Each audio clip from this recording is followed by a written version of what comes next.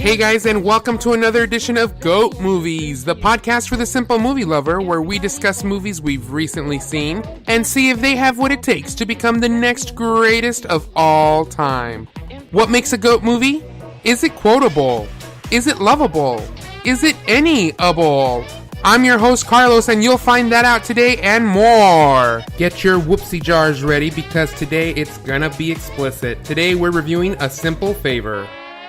Hey everybody, and welcome to another edition of GOAT Movies. Today on the show we have Andrew Greco returning to commentate with us today. What's going on, Andy? Nothing much, man. Glad to be here. Glad to have you, man. Last night, man, that was a crazy movie that we saw. We both just kind of looked at each other at the end like, we're not really sure what to think of this one. Exactly. And, you know, this podcast is probably going to be one of the weirdest, and I definitely want to get to the spoiler section as soon as possible because there is a lot to cover on this one. Yeah. I mean, it was absolutely insane. Not to mention that the weather last night was so crazy, and everybody had their emergency flood thing going off throughout the entire movie. Oh, yeah, like three or four of them went off just like in the middle of the movie. But, you know, it didn't ruin it, especially just because of how crazy this movie is. I tried to wrap my brain around it like all night, and I'm still not sure what I think about it. There are certain things I like about it, but there are certain things I hate about it. I thought about it all night. I don't even know what I'm going to score this movie. I mean, I don't even know what we saw. Did we watch a comedy? Did we watch a suspense thriller?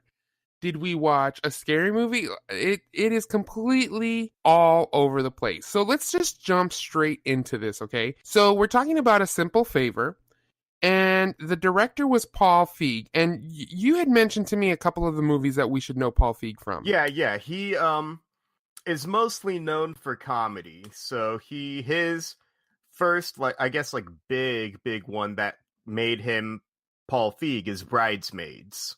Mm-hmm. And then he did The Heat, he did Spy, all of those Melissa McCartney vehicles. But then he came out with Ghostbusters, Answer the Call, which, I don't know if you knew, the remake of Ghostbusters has officially changed its name from Ghostbusters to Ghostbusters Answer the Call. That was the actual change. I guess they thought rebranding it might help. Wow. I guess because they got so much backlash on that one. That's definitely a podcast in and of itself. Yeah, so I guess whenever it got, because I'm just looking at it on IMDb right now, and apparently whenever it got released to video, they added that subtitle to it, thinking it might help somehow. But anyway, so I guess because it had nothing to do, because that wasn't a sequel, that was a reboot. Yeah, and to have the movie Ghostbusters, which is literally one of the most GOAT movies in GOAT movies. I mean, that movie was doomed from the start. I'm talking about the original with Bill Murray. I mean, that movie is just so iconic. It's a classic. I've never met anybody who didn't like it. So they announced that they were doing the remake, and then even before it turned into a political thing with the all-female cast and all of that stuff, even before that, people were already like, you can't redo Ghostbusters. It's not going to happen. And he told everybody, I'll show you. Yeah, and he showed us, probably not what he wanted to show us, but yeah. But anyway, so this guy, mostly known for comedy. He's directed a lot of comedy television. He did a lot of Arrested Development episodes. He was one of the original producers for Freaks and Geeks back in the day. He directed a couple of Office episodes. Until you get to just a quick thing here. I think a lot of people know who he is, but yet they only know him if they saw him. He was the one that played the professor in the old 90s sitcom Sabrina the Teenage Witch. And if you ever saw, this is one of my favorite movies, if you ever saw Heavyweights, he was Tim. He was one of the counselors. He was the counselor that had lost all the weight, but yet he still loved going back to the camp. So he's just one of these people that it's like, if you know him, if you see him, you know who we're talking about. Yeah, started off as an actor, moved over to producing and directing, and now he's got this movie out, which I almost feel like it might have been a situation to where like he felt himself getting shoehorned into one specific genre of comedy and Mm-hmm. almost wanted to make like a mystery thriller to try to break the mold, but he still really, really wanted to make like a comedy. Mm-hmm. Because when you get down to it, like this story, and it's based on a book called A Okay. Simple Favor, and I kind of almost really want to read the book to see if the tone is any different. But Mm-hmm. when it comes to just the story, it is very, very reminiscent of something like Gone Girl. It Mm-hmm. is a very much a thriller, very much a mystery, very much like twists and turns and all of the stuff, secrets and all that stuff. But in the movies, just kind of like sprinkled out, like even in the middle of like intense, very like just the thriller mystery scenes that you come in movies like this, the Mm-hmm. characters will just break into like this little improv comedy bit, and it's just the And sometimes juxtaposition. that's, It doesn't work sometimes. but Sometimes, sometimes it does. Sometimes it does. It helps alleviate a lot of that. You know, I tend to think that a movie is much like cooking. It's just that extra spice or something to just kind of offset it, to kind of smooth it out. And sometimes it helps as a nice transition. And you saw a lot of that in this movie. Sometimes they pulled it off really well, and sometimes they didn't. and see, and this is one of the things that I'm conflicted with this movie is that most of the comedy it landed. I mean, like the jokes landed, they were kind of funny, mostly in part to the cast. I mean, Anna Kendrick is playing your typical Anna Kendrick character. I mean, she's a great actress, but I really don't think going towards the comedy let her do as much in sort of like a serious role as much as like Mm-hmm. Blake Lively. She got to play like her comedy was much more in the character. Like she actually got like a character to play, and she's Yeah. crazy in this So movie. I Like, I really want to jump into this as soon as possible. Let's just yeah, get some of the logistics out of the way. So, A Simple Favor, rated R, an hour and 57 minutes. This is considered to be a crime drama mystery. And what's funny is when we were talking about this at work, okay, I was trying to decide what I was going to go see, and I had texted your brother, and your brother was supposed to go with us for Nick, and he didn't end up going, but I was just like, that's so weird that Nick would want to go see A Simple Favor. It looks like a chick flick. And people were listening to me talk about, as I'm texting Nick, I'm kind of saying it out loud. And one of the girls at work said, it's a psychological thriller. I'm like, well, anything dealing with a crazy woman is going to be psychological thriller. Anytime you deal with a crazy woman, that's the definition of it, right? And to me, it seemed, even from the previews, it looked like a chick flick. Like this was going to be a chick flick. And I was going to say, I really need a girl to be on the show so that we can, kind of bounce this off and so that it plays off as a chick flick. But then Nick had said that you and your dad were going to go. And I was going to be like, oh, this is going to be an interesting take. It's going to be all these guys watching a chick flick and, it's going to score horribly. But when we got to the theater, I saw a lot more group of guys. There was a lot of groups like girls' night out kind of thing, but I saw a lot of yeah, guys for this one. Would you categorize this as a chick flick? I I don't think so. I think, and I can only really remember seeing one trailer for this movie, and it's like months ago whenever they first released the first trailer, and I just, even still after seeing the movie, I can't really categorize it as everything because it wants to be like three different movies, and And the elements were definitely there for it.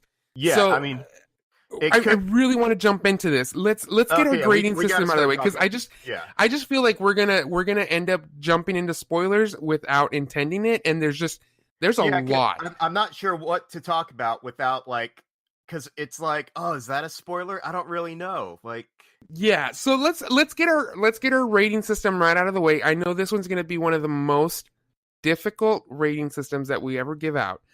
But on a scale of 1 to 10, 1 being absolutely horrible, you don't even want to bootleg it, 10 being the absolutely best movie you've ever seen, you'll probably go watch it again. You will go watch it again, spend the money. You have 0.5 to give out if you need it. Andrew, what do you rate this movie? 6, easy, hard, 6 for a number of reasons. I could have easily given this probably an 8, maybe even a 9, because the story is there, the talent and the performers are there, but Paul Feig, I think he was handed better material than he is capable of working with, which I don't mean to like insult him, because he made Bridesmaids. Like Bridesmaids, I couldn't have been any less interested to see that movie, and I was surprised. I thought it was hilarious. It's one of my favorite comedies in the past couple of years, or whenever that came out. I think like 2011. It was great. It was surprising, but he does well in a very, very specific genre of comedy. And the comedy is like, let's roll the cameras. Let's let these actors just improv the scene and see what happens. And he's great with that. But you give him this really tightly woven murder mystery drama thing, and I feel like he didn't know what to do with it. Like the movie, it wasn't very visually stimulating. It was shot the same way his comedies are. It's just like, let's set up a camera right here and another camera right here and let the scene play out. And just for this kind of story, I do not think he was the best director for it. And so in the hands of somebody else, it could have easily been higher. But because he couldn't help trying to make it a comedy, it took away from a lot of the character and a lot of the stories for me. So for me, that is a solid 6. It sounds like you've really thought about this. Like I thought too much about it. Like, especially for a movie like this, I thought a lot more than I probably should have. And the one thing is that, so this movie came out last week, and people are raving about this movie, and it's certified fresh on Rotten Tomatoes. And I mean, I try not to look at Rotten Tomatoes or be influenced in any way, shape, or form. Oh, I absolutely hate Rotten Tomatoes, because you know how Rotten Tomatoes actually does their score, do you? Yeah, absolutely. But I try not to let that feed into me, and I haven't looked at the actual score for it. But I was trying to pick a movie because we had a couple of other movies come out this week. I didn't have time to go to any of the screenings this week, and I had heard so much about this movie that's why I ended up. When Nick said, "Let's go watch this one," I was like, "Okay, I'm down." And so the thing that I'm trying to get to is that as I'm watching this movie, and I'm trying not to get spoilers in here, I started. Oh, this is a 4. Oh, this is a 5. Oh my gosh, this is a 7. Oh my gosh, this is an 8. This is a 9. Oh my gosh. Oh, it's back to a 3. Oh, now it's a 7. Oh yeah. Wait, what? So I'm all over the place, and it literally took me, I want to say maybe an hour and a half to try to determine what I'm going to rate this movie. And I came up, and that's why I think it's so funny that you just instantly came up with a 6. And I feel like you're just planning your heels on a 6 because you're right in the middle, just like I am. I'm going to go ahead and give this a 7. Okay. And the reason being is because there was so much of it that I did enjoy, but I think this is the most that I've ever talked during a movie. Because how many times did I turn around and look at you and be like, it's like, what the crap is happening?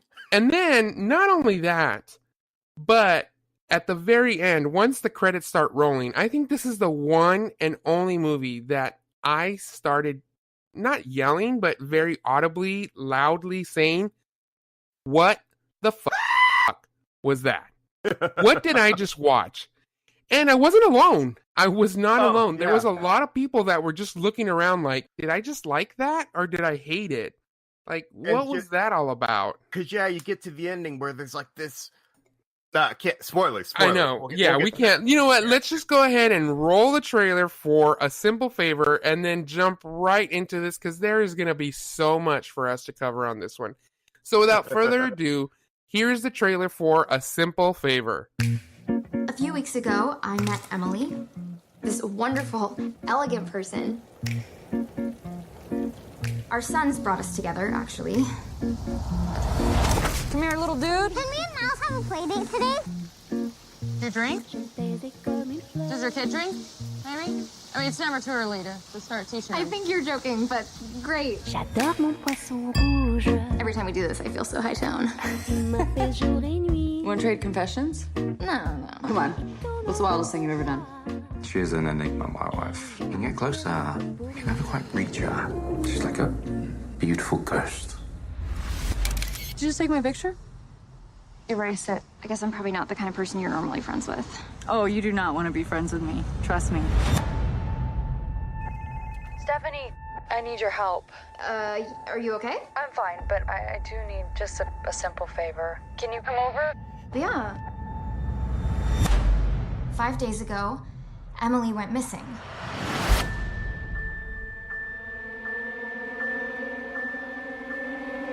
I'll warn you, you go poking around in her past, you're gonna find something that is terrifying. She was not a normal person like you or me.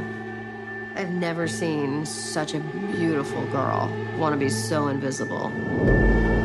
I smell her, Sean. I smell her perfume like a ghost. Yeah, it's just you being paranoid.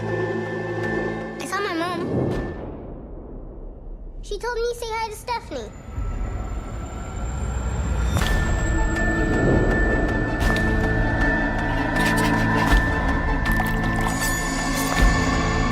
Were you aware that he took out an extra $4 million life insurance policy on Emily before she disappeared?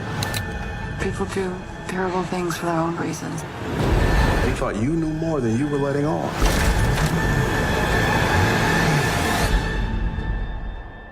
I want to know your secret. Quand j'étais petite, je faisais And there you have it, a simple favor rated R, an hour and 57 minutes long.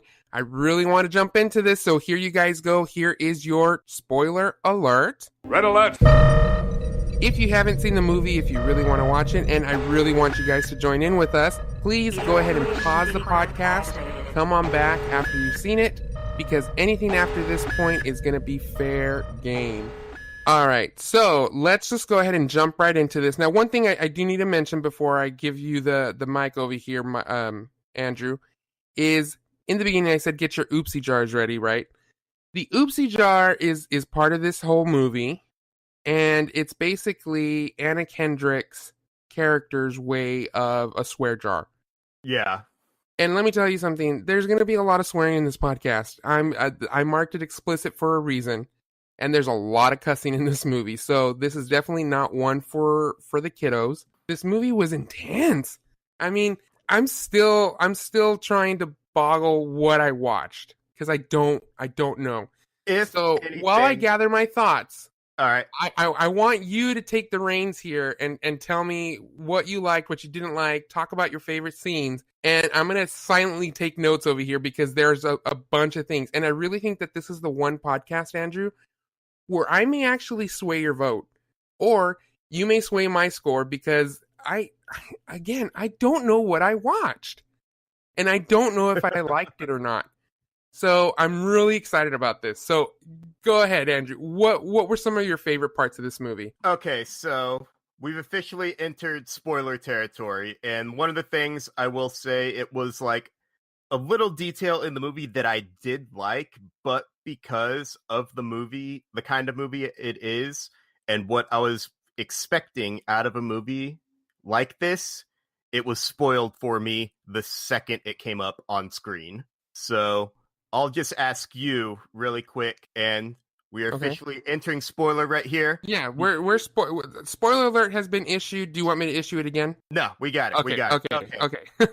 How long did it take you to figure out it was a twin? Oh my gosh. Okay. I think once I saw the printout, because it didn't look like Blake Lively. Either that or she had lost a ton of weight, and I was like, who is that ugly chick? So yeah, the second they pull her dead body out of the lake, I was like, that's not her. That's a twin. Because Blake Lively has her mole on the right side of her face, and the dead body had the mole on her left side of her face.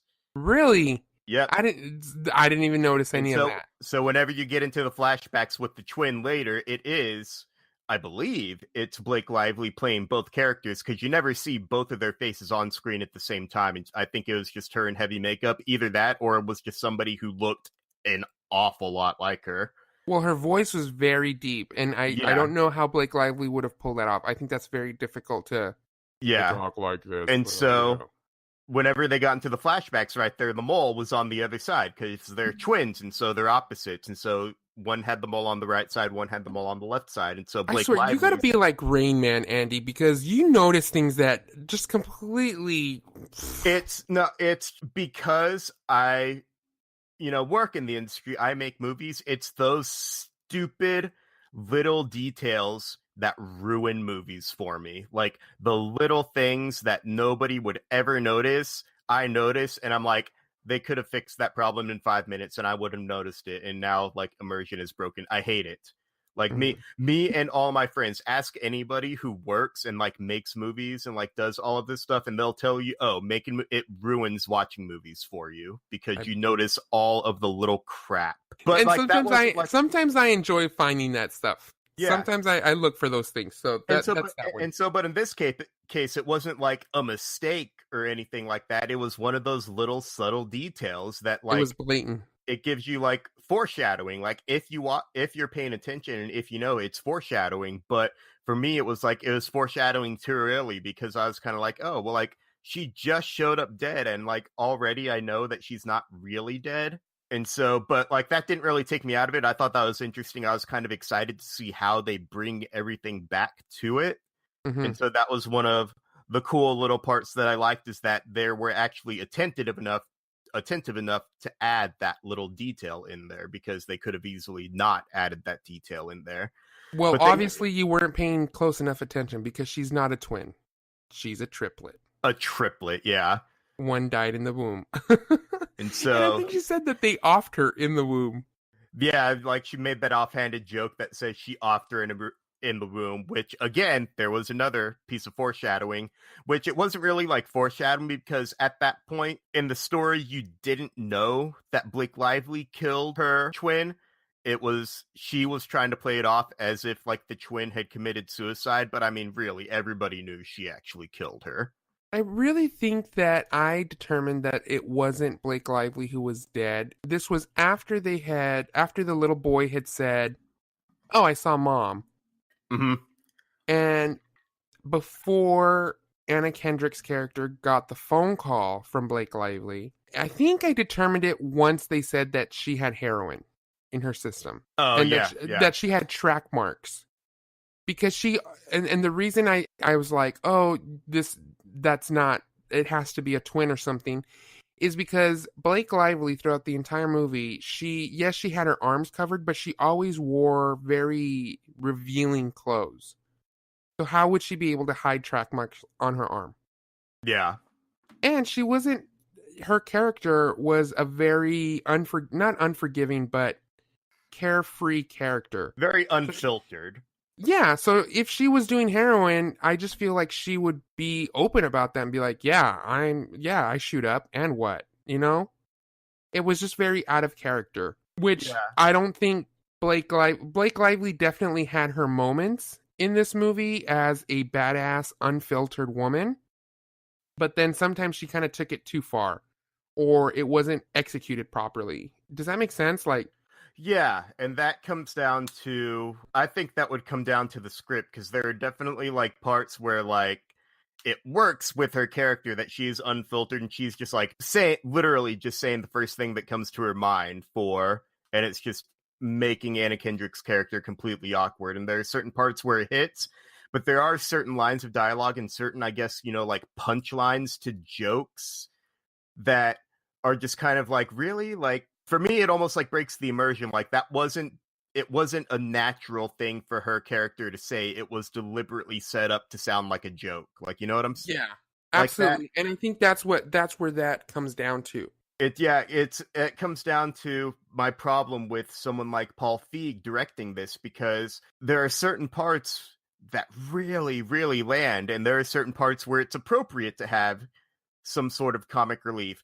But then you get to the end of the movie where it literally becomes like a slapstick routine where like the car comes out, hits her, the dude jumps out of the car and makes the Prius joke, like, Prius, silent but deadly. Like, yeah, Andrew Reynolds. I mean, he's another actor that was okay. So because this we should probably explain some of the story to these people, just so. Yeah, this is something that's really weird. And the thing about it is that, if you're listening to this point, either you don't care to see the movie, or you already saw it and came back and I'm sorry?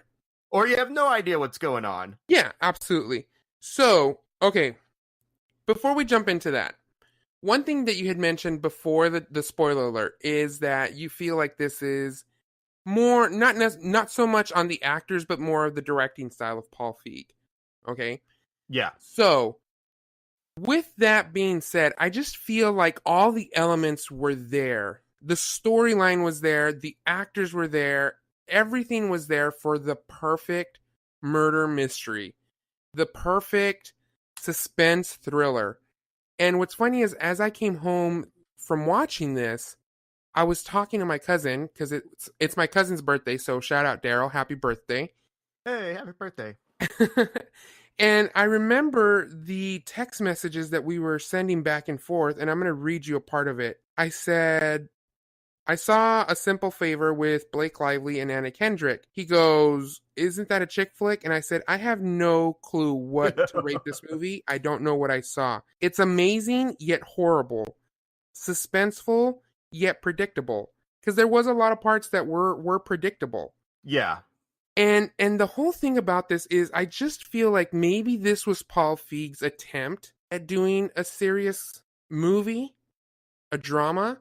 But like you said, it's his comedic insight. Or was this like, okay, so there's a show on Netflix called American Vandals.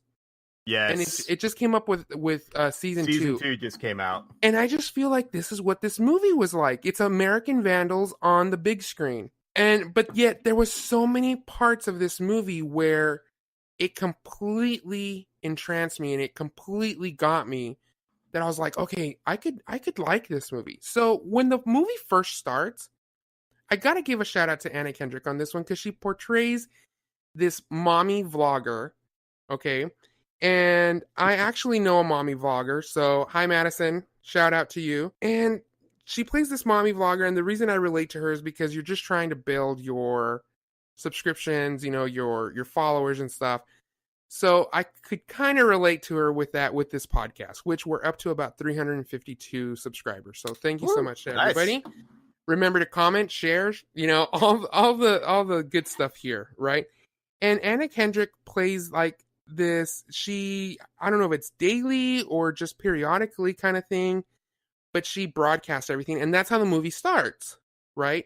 And she's kind of building up to, it kind of starts in the present, shows us how we got to the present, and then goes from there, which I really appreciated it. Andy, how I hate that people jump around. And in this movie, it's all about jumping around, but it was done correctly. Like, it wasn't all over the place, right? But it gave you the information you needed when you needed it. Exactly. So this whole Anna Kendrick mommy single lifestyle that she's, doing, sometimes I think she was a little too over the top. And she's that one parent, and it's blatant, when she's in the class, that all the other parents are looking at her like, she's gonna handle it. Her kid's teacher gets her in trouble because she signs up for too many activities for like helping out like something. Like she tries to put her name on like decorations and cupcakes and whatever, and so the teacher's like, just leave room for other people to help out. Like she's an overachiever, the overachieving single mom. Yeah, and she definitely makes the other parents feel inferior because she's able to do everything and still do it with a smile and still want to do more. Yeah. And she really did pull off that character, that kid that we all know, that she just wants you to like her. She just wants a friend. That's all she wants. And she tried to find that in Blake Lively's character, which all the other parents hated her.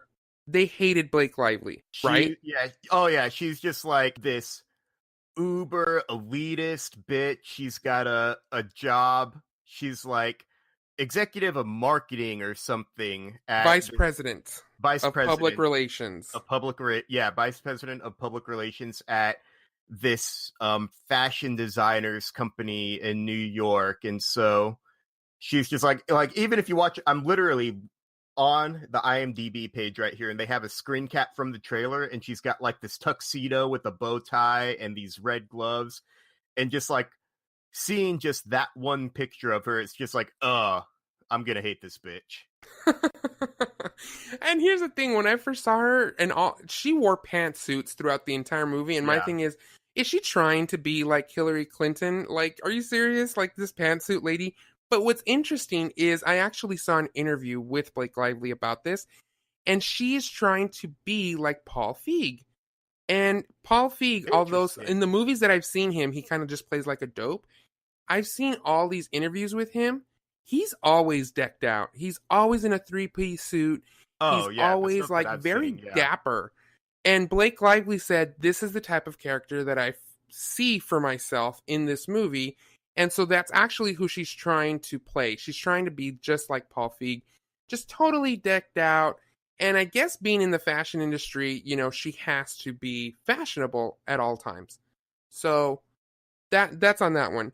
I did write down a couple of things that I want to go over with you. And first and foremost, what the hell is wrong with her kid? I mean, obviously with his whole swearing and stuff, that to me was that was too much. I hate ragging on little kids in movies because they're just little kids, but it's just bad kid actors don't know how to deliver, whatever. It's just... But I think that was the gimmick. I think that's what they were going for on this one. It was almost like, we have this cute little kid, let's have him say a couple of swear words, and we'll use all of his lines as like punchlines to jokes, and so... And they did it. Yeah. That's for sure. It was... Anna Kendrick's kid wasn't really that much of a problem because he really doesn't have too much to do, but Blake Lively's kid in this movie is just this obnoxious, like everything he says he has to scream, and it just he was so annoying. I know. It was horrible. So the one thing I do have to say is that when we first started watching this movie, I didn't get into it until after the death. The entire movie, I was just like, this is stupid. Oh my gosh, this is going to be a chick flick. This is totally going to be a chick flick. And I think the time that they got me is once the little boy said, oh yeah, I saw Mom. And then I'm thinking, okay, they're going to turn this into a psychological thing where like this boy has been traumatized by the death of his mother. And then the Anna Kendrick's little boy said, no, I saw her too. And that's where I was like, oh my gosh, okay, what's going on here? And then there was the closet scene where Anna Kendrick is moving everything out of the closet, and she goes to put her stuff in there, and all of a sudden everything's back to where it was. Yeah, she goes out, runs some errands or whatever, and comes back, and all the crap is back in the closet. That's interesting. That's like that's probably almost halfway through the movie. Yeah, I'm telling you, that's why I don't know how I feel about this movie, because I didn't get into it until halfway through. And oh my gosh, I'm still, like, my head is still spinning here. The other thing I want to address here, okay, is that in the movie, Anna Kendrick's character, obviously there's like this love triangle. She falls in love with Blake Lively's character, or Blake Lively's husband, Henry Golding. And he has made headlines because he's, I guess, like the it actor right now because of Crazy Rich Asians. He's the main character in that one. About, but I haven't had a chance to see it yet. Yeah, I haven't had a chance to see that one either. So his name's Henry Golding, and he plays, the husband in this movie too. Okay? And this whole love triangle, I just thought it was hilarious because you hear the ladies in the theater gasp, and you just hear them going off once Anna Kendrick's character sleeps with him. Once she moves in, 4 or 5 days after the funeral. All the ladies are losing their heads in this movie. It was just intense. And I even looked at you. I think this is the most that I've ever talked to you or anyone in a movie, because I kept turning around to you and I was like, what the F is going on here? Like, we're on the same page here, right? Where are we? Like, are you following this? And again, that's why I'm so torn about this movie. So the questions that I wrote down for you on this one, okay? All right, what do you got? Is, how did Anna's husband and half-brother die? I see that they get in the car, but they swerve for some reason. Was this a murder? Yes. Did he murder him? Yes. So this was a murder-suicide. Yeah. What I think is that it's never really explained who her son is or who her son's father is. It's very, very heavily implied. And that was my second question. So thank you for answering it. It's very, very heavily implied that her son is actually her brother's kid, because Anna Kendrick has this incestuous relationship going on with like her half brother, which sets up a really interesting story, like, or character dynamic, but doesn't really do anything with it. It's only kind of mentioned in flashbacks, and Blake Lively uses that as a joke to call Anna Kendrick's character Brotherfucker the entire movie. Yeah. But it literally has no bearing on her character other than the fact that he's dead. But anyway, so it's very, very strongly implied that her kid is actually her half-brother's and not her husband's. Her husband got super, super paranoid with how flirty and whatever relationship she had going on with her half-brother. Mm-hmm. And basically he found out that they were sleeping together. So he goes to the half-brother and is like, hey, I need to talk to you man to man. We're going to go out for a drive. And then he just deliberately drives into the median. It was like a murder-suicide. And he looked intoxicated. Like, his character, his eyes were red. I didn't know if he was like crying or something. He looked inebriated. The one time we see Anna Kendrick's husband's character in this movie, he looks like he's like angry drunk about something. He looks like he just found out that his wife was sleeping with her half-sister. I mean, it was insane. That was a crazy plot twist for me. Now the third question, because you answered the second question that we never identified who the father was, right? Okay, yeah. In the movie, like I said, there wasn't that many flashbacks, but Anna Kendrick's character lost her father. And that's when she first slept with her half-brother, because her half-brother looked so much like her father, which I thought was really weird. But I guess it plays into the whole... See, it brings up, kind like, of thing. that could be like an interesting avenue for for storytelling. Like, that's an interesting take. Like, tell us more about this character. Like, why is she so fucked up in the head? Like, but then it does nothing with it. It turns into a punchline later on, and that was one of the things I wasn't too crazy with about this movie. Like, there's potential to delve further into Anna Kendrick's character past this like perfect single mom. Then you learn all of this crap that happened to her in the past, but she's still like the perfect single mom. It doesn't explore that character anywhere, like anywhere in the movie. I get you. I get it 100%. But here's my question to you. All right, yeah.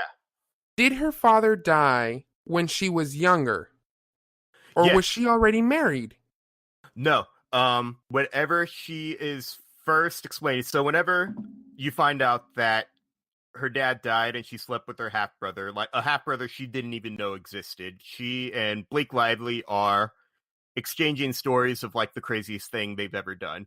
And she prefaces that story when she was a sophomore in high school. Okay, and that's what I remembered. So then, because of that, we can imagine, or we can deduce, that this incestuous relationship has been happening for well over a decade. Okay, because I was like, wait a minute. So she's a sophomore in high school. The dad died. She sleeps with her brother, has a kid, and is married. And then now, all of a sudden, the husband is... Well, I think she would have to get married before she has the kid, because the son had to have been like at least 5 or 6 by the time his dad died. Yeah, so that's one of the avenues that I was just like, what is going on here? That just drove me insane. So then the other thing that I wanted to talk about, and this is really the part that it's so difficult to even put into words here. The movie was so good in the middle, right in the middle. I would say the second act, like where when it turns into an actual mystery. Yeah, when Anna Kendrick's character starts investigating, when she starts digging, and she goes and finds her Blake Lively's character's mother, and then we see the burnt down house. And there's just all these elements, and she's finding out more and more, and we find out that Blake Lively's character is a compulsive liar who likes having sex in bathrooms, be it in the airplane or at the restaurant, and you have to knock twice after 20 seconds. I mean, that's the gimmick there, right? Yeah. And the thing is that the setup that they did at the very end, where Anna Kendrick is trying to shoot the husband with a fake bullet and get Blake Lively to confess. Yeah, they're setting up to get a confession. Yeah, I'm just like, okay, there's obviously a plot twist coming here. I saw it coming from a mile away, right? Yeah. But that's where it kind of reverted back to a comedy for me, right? Because they do like this, they're shooting this whole scene here, and it's very intense, very action-packed. Blake Lively actually shoots her husband. Blake Lively, shows that all the microphones have been cut, that she found them, right? Mm-hmm. And then they do like this split back to the other parents who are supposedly watching the two boys, right? And yet they're smoking pot. They're smoking pot, and then the cops come in and raid, and it gets slapsticky. That's where I was like, okay, you lost me again. What the hell? But my question there is, how the hell would Blake Lively manipulate the SWAT team to go to the other parent's house? Like, what could she have possibly said? Which leads into my other question of what kind of evidence did they plant on the husband to make him the main suspect, or to have him indicted, basically? Because we see that Anna Kendrick put something in his glove compartment, and we never find out what that is. It's never explained what it is, and I'm trying because that's one of those things. Whenever it was presented in the movie, I didn't really think too much about it because you're looking at moles on left and right sides of cheeks, but you don't think about the big evidence that they planted in somebody's car. Because it's a technique that's used in editing a lot, to where you show something and then you show the consequences of that something without necessarily having to show what that something is. And so if you do it well, you can get into situations to where you can kind of brush over plot holes or brush over whatever, and just like little things that people aren't supposed to think about. So that information, I get the feeling it was something that we're not really supposed to think about, because like even the filmmakers might have been like, well, what we have to have this damning evidence. Like, what is it? We'll just edit over it. People won't notice. Because maybe they won't notice that we didn't ever say what it was. I was watching the movie and I didn't think so. It's like, okay, so here's the plan. Like, she's planting the evidence. They're going to frame it all on this guy or whatever. But then literally, like, as it was playing out in like that quote unquote shootout type thing at the end, I was just sitting thinking like, well, what could they realistically plant on him that would hold up in court, that would like be. And so like the more I thought about it, the more it started to fall apart. And maybe I'm just missing something, but I was right there with you. I was like, what could it possibly be? Yeah, exactly. And then, so here's the other thing. This movie jumps all around, and I will admit, I didn't follow it until the very end. I didn't know where it was going to end up. At first, we think that it's just Blake Lively, but then how was she going to make off with the $4 million that she faked her death?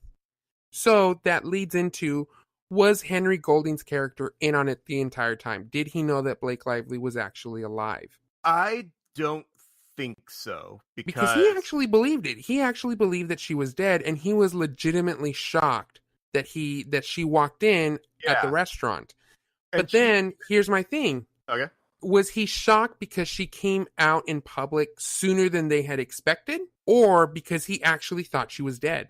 See, that's kind of the one that kind of threw me off, because it might be a thing with his performance, or the way he was directed to do his performance, because his reaction made it seem like he was surprised that she came out in public to like reveal herself before the fact. Like, it didn't seem as like a big enough reaction to be like, oh shit, my wife's still alive. Like, I would imagine that would get a bigger reaction out of it. But then Blake Lively's character, I gotta just remember what their characters' names are, just so I can stop saying Blake Lively's character. Well, his name is Sean, Blake Lively is Emily, and Andrew Kendrick is Stephanie. So Emily had that line when they're at that restaurant or cafe or whatever it is, saying she couldn't tell him the plan because he can't keep a secret and it would have given everything away, or like something along those lines. So at first I was like, oh, he's just really surprised that she walked out and revealed herself in public when she's supposed to be dead. But then she said that, and I was like, oh, did he actually not know that she's still alive? Well, not only that, but okay, you got to think about this realistically. If Emily was actually dead and the insurance paid out the $4 million life insurance policy that he took out on her, from what I gather, it was both of their ideas, right? Yeah. If this was an inside job, why would he have asked Stephanie to move in with him? And why would he have pursued a relationship with Stephanie?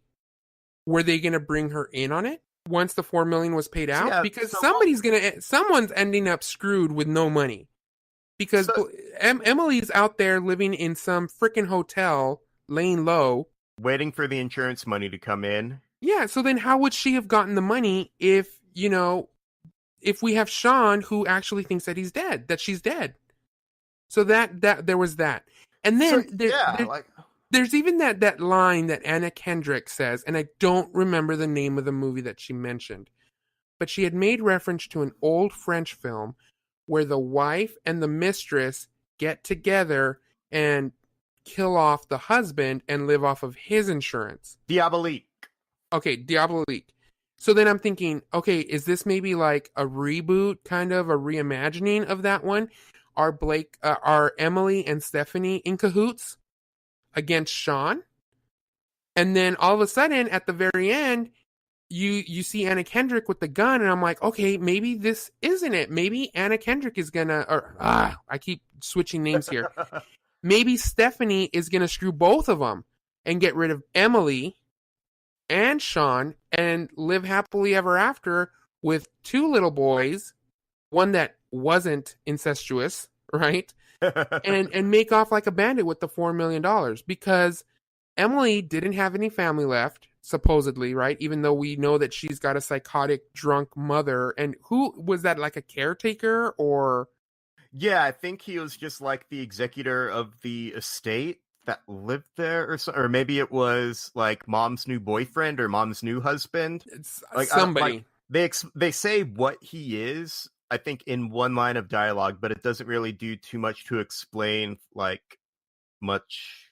At least that I can remember. I just take him as a caretaker. That's what I'm assuming. His name's Bill in the movie. So do you see? And that's where I was kind of just trying to dig my way out in this movie, because I was trying to. They always say if you ever want to figure out a murder, follow the money, right? Yeah. And that's where I was. I was on the $4 million. Who is going to get these $4 million?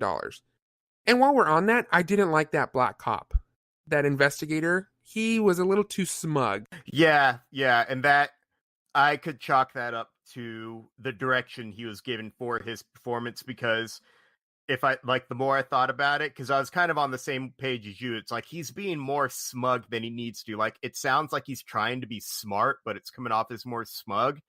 And the conclusion I came up to, it's like his performance to me seemed like what his performance would be if a comedy director was trying to tell him to act like a serious detective. Mm-hmm.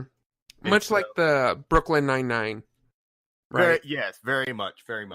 So, I mean, that's what I don't understand about this movie, is who was trying to collect this money. Obviously, it was never paid out. So this is what I get was the plan. Like, this is what I gathered. So Emily goes to visit her estranged twin after the twin contacts her, basically blackmailing her, saying, if you don't come here and you don't pay me $1 million, I'm going to tell everybody what we did 14 years ago, which was burn down their house and kill their dad. And so she goes to meet her, kills her, sees it as an opportunity to fake her own death to collect on this insurance money. Or maybe it was all premeditated and she already planned on killing her for the insurance money. She didn't tell her husband about it because she figured he would spill the beans or whatever, all of this stuff, yada, yada, yada. And so she's just going to lay low until the insurance company plays out, and then she's going to reinsert herself back into her husband's life and live happily ever after with the $4 million. That makes so much more sense. So she wasn't expecting him to fall in love with her best friend. Okay. So that's kind of that was kind of the wrench or whatever that blew up her whole plan, was that you've got this uber perfect That single was mom. one of the wrenches. Yeah, that just shows up, becomes her friend, and ends up accidentally falling in love with her husband after she, quote unquote, died. And then she ends up finding out that, oh, this death is really mysterious and there's a lot going on that isn't really explained. I'm going to look into it. So she starts looking into it, ends up opening up an entire other part of the investigation for the insurance money. So money's not going to get paid out. And so that's when Blake Lively comes back and it's like, oh, well, I'm not getting my money. I might as well do whatever it is I'm going to do. I want my life back. Pretty much, yeah. Yeah. Because then all of a sudden because she doesn't really love her husband, and she's a pathological liar. I can't believe she stole that heirloom. Oh yeah, that was fucked up. So, I mean, she steals this heirloom ring and keeps it, and then she throws it away. She puts it on the body that's found in the lake. Yeah. So I don't know. I mean, the last part that just really got me. This is where I even audibly told you in the movie, I'm like, I'm done. That's it. Movie's over for me. Is how the hell did these parents rush over so quickly after they're definitely being interrogated by the SWAT team, because you've got children upstairs, you've got 3 sets of parents that are smoking pot. The SWAT just tore down the door because of whatever Emily's lies directed the SWAT team over there. And then, but yet they were still able to get in the car in a Prius and run over Emily. Oh, which I don't know. I don't know if you heard me, but the second, when Stephanie starts chasing Emily outside of the house and they have that little exchange and Emily walks out onto the road, I don't know if you heard me, but I leaned over to you and said she's about to get run over by a car. Yeah, I didn't hear that, but the car did. It caught me by surprise. I was like, oh my gosh, like you even saw me jump. So I wasn't expecting that. And then the whole Emily crawling in the street with, a broken knee or whatever.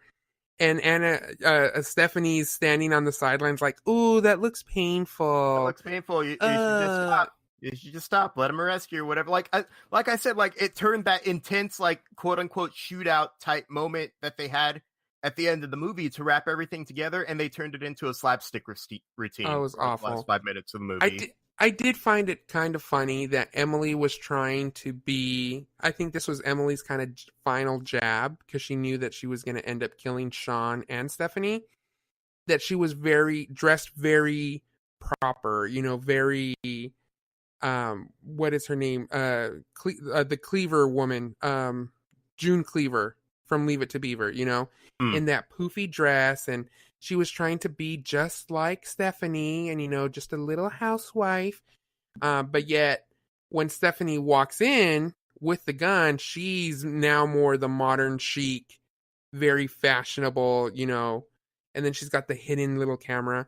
And then this, because she live streamed a murder, or an attempted murder, basically, right? Yeah. Because she live streamed it, now she's up to 1 million viewers, so I guess I'm just going to have to try and kill you, Andy, so that I can get some more listeners in on this. And then at the end, in sort of like the kind of epilogue, it's implied that she now has started a private investigator business on the side of her. Each character gets like those cheesy little almost freeze frame epilogues that you would get in old movies from the 70s and 80s. Like, this person went on to become a state senator. Oh, from Animal House. Yeah, I get you. Each character got their own sort of little epilogue moment in the movie, and I'm just sitting there, it's like, why is this necessary? Oh, it's only necessary because this movie wants to be a comedy.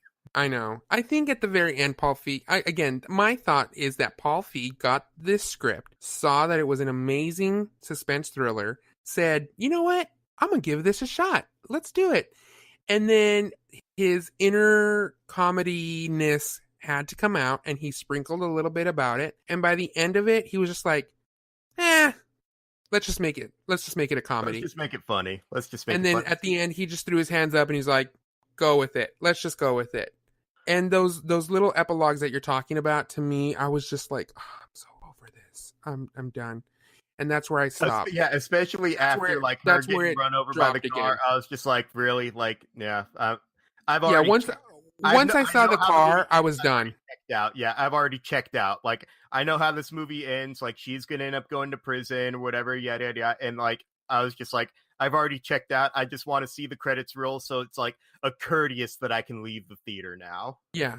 I mean, seriously, at that point, during that whole scene where they were trying to get Emily to confess, I was probably well within, I would say, an 8 range. I was an 8, 8.5, because it had really turned around for me, especially from what had happened in the beginning.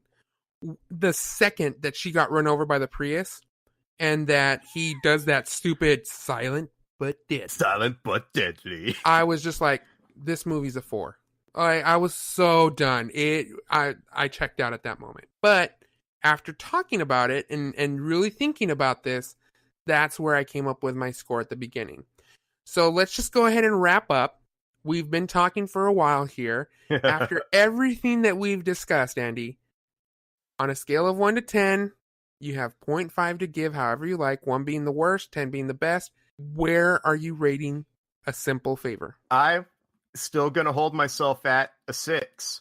I think, and if anything, like if one good thing I can say about the movie, it's that I really am interested to read the book that it's based on now, just to see what the tone of the book is. If it has these stupid little comedic elements sprinkled throughout, or if it is just a really, really serious murder thriller, because the stuff that I've seen has said a lot of people are comparing it to Gone Girl, which is a very, very serious thriller. But I just think the story is really, really interesting. The characters are really, really interesting. And I just think Paul Feig got his hands on material that he didn't know what to do with. Like a little boy that finds his daddy's gun. You know, he just wants to play with it, but has no idea what to do with it. Yeah, exactly. So the blueprints for a great movie were here. Instead, we just kind of got an okay movie. And the reason why I give it a 6 versus anything higher is it's not so much that I didn't like the movie, it's that it pisses me off that the potential is there. Yeah, the potential for a better movie is there, and it's you just see it. Absolutely. The few creative decisions, like you just said, like her getting run over by the car and the whole Prius joke at the end, like literally like 3, like maybe 10 seconds of a movie dropped your rating from like an 8 to a 4. Like, and just those little moments of comedy that Paul Feig just couldn't help himself not including in the movie, it just squanders the potential for this to be a really, really great thriller. And the thing is that the trailer is very misleading, because the trailer makes it seem like this is going to be a thriller. Nowhere in there do you see that it's comedy. And unless you're someone like you and me that we know who Paul Feig is, I think that's where if you know who Paul Feig is and you know what his genre is, then you could have potentially foreseen, okay, this is going to be like a comedy kind of thing. But the trailer completely makes it seem like this is going to be a total suspense thriller. And the thing about it, the point that I want to make is this. If you go and see this in a movie theater, I think you're going to like it. And that's why my score isn't changing, right? I think it's worth it to go see it in the theater, because we got to break this down. When you go to a movie theater, it's because you want to get out of the house, right? You want to go have fun. You want to go do something. So if you go and see this in a movie theater, I think you're going to like this movie or hate it, but you're not going to think that your night was a waste, because you're going to spend at least an hour and a half to 2 hours talking with whoever you went to go see it with about what the hell you just saw. Okay? Yeah. But if you wait for this to come out on Netflix, let's think about this. When you quote unquote Netflix and chill, the PG version, it's because you don't want to leave the house, but you want to do something. You want to have fun. You want to make an evening of it. Because you didn't leave your house, and because you rented this and you spent money, you know, and if you go to an actual Redbox and pull this out, or if you stream this on Netflix, if it does get on Netflix or whatever, I think you might end up turning it off, because you're not going to wait for that buildup. I know that if I would have waited for this to hit on the HBO app or whatever, and the entire, like you said, I didn't get into this movie until halfway through. when you're watching it at home, I would have turned it off. And I would have said, this is a horrible movie. That's a 2, like, not completely worth it. But because I went to the theater and I didn't want to walk out, and I'm like, okay, like, now I spent money, like, I have to watch this all the way through. That's why. I think you're going to do better if you watch it in the movie theater and make your own decision whether you like this or not. Because if you wait for it to be on Netflix or you wait for it to be on Redbox and you rent it, I think your entire evening is going to be shot. And you're going to be really pissed because I don't think that you're going to make it through the whole movie. Interesting. See, I wouldn't necessarily say that I completely disagree with that, but for me, I was invested with it a lot earlier than you were, but for completely different reasons. Like, there was just enough of the juxtaposition between the two characters being complete opposites from the get-go for me to at least be kind of like, okay, I'm interested to see where they take this dynamic. Mm-hmm. But I mean, like, in terms of the story, like, it really doesn't pump up until she, quote unquote, dies, which happens a decent bit into Act 2. I mean, either that or the first act is just really long. I mean, you're probably like a good 30, maybe even 40 minutes into the movie. Oh, I looked at my clock. I was 45 minutes in before I actually committed to this movie. So yeah, it's probably about 35 to 40 minutes before she actually dies and they find her body. Like, she goes missing pretty early on, but she doesn't die until a decent chunk of change into the movie. But before that, the dynamic between the characters was interesting. At least for me, it was interesting enough to keep me invested, to at least be curious to see where they were going. And a lot of that has to go towards the chemistry between Anna Kendrick and Blake Lively, which I completely disagree with Paul Feig's direction in terms of how to make the movie and how to portray a lot of these dynamics. But I do think that Anna Kendrick and Blake Lively were good enough actresses to pull it off for me to be interested in what was going to happen to them next. Absolutely. So you're sticking with your score. I'm sticking with mine. I really want to hear from my listeners.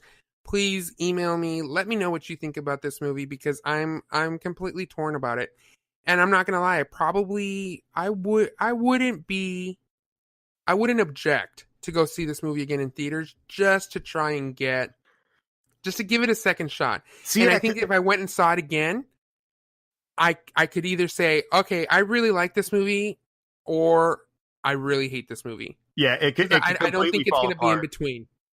I don't think it's going to be in between. I can't say that I didn't enjoy it. I mean, like, it was definitely an experience. Like, I was never really bored with watching it. And even in the end, I did have a strong emotional reaction to it. I'm not sure it's the kind of emotional reaction they wanted me to have from seeing it, complete confusion and a little bit of anger. But I can't say that I hated the movie or I didn't enjoy it. Like, my 6 basically mostly comes down to the fact that it could have very, very easily been a better movie than it was.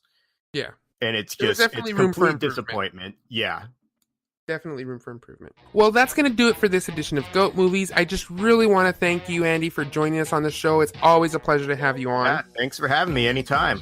Absolutely. And if you would like to be on the show with me, all you have to do is shoot me an email, goatmoviespc@gmail.com. That's goatmovies, plural, pc@gmail.com. You can also follow me on Instagram @goatmoviespc.